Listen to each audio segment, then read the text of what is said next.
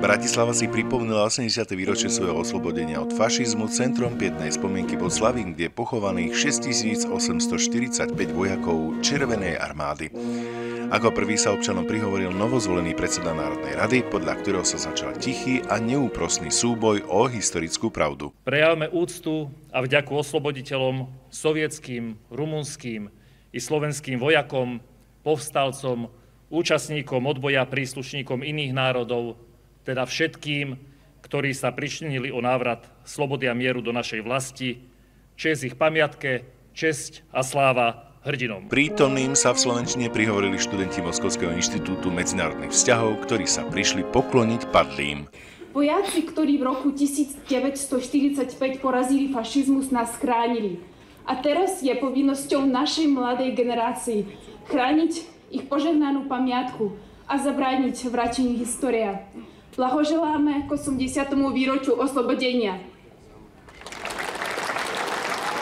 Забуднуть на обете наших народов в бою против фашизму je najväčšiu zradu na padlách. Вечная памятка hrdinám osloboditeľom. Všetko najlepšie ko dňu oslobodenia krásnej Bratislavy. Premiér prítomným pripomenul mladých 20-ročných vojakov, ktorí pri oslobodzovaní Bratislavy prišli o život. To, že sa niekto pokúša Slovákov obrať o historickú pamäť, považuje za neprístojné a neúctivé voči obetiam druhej svetovej vojny.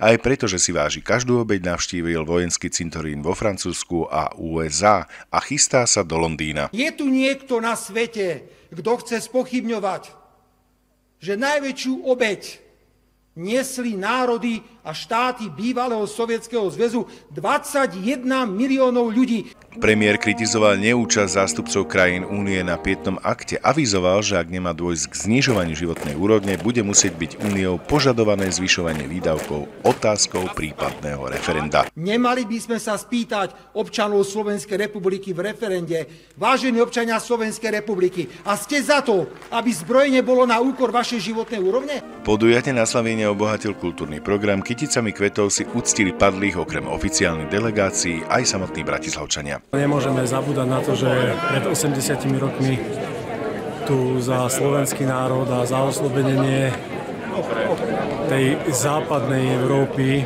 spod nadvlády fašizmu a nacizmu zomierali mladí chlapi, 20, 18, 25 roční, stratili to najcennejšie, čo mali, svoje životy.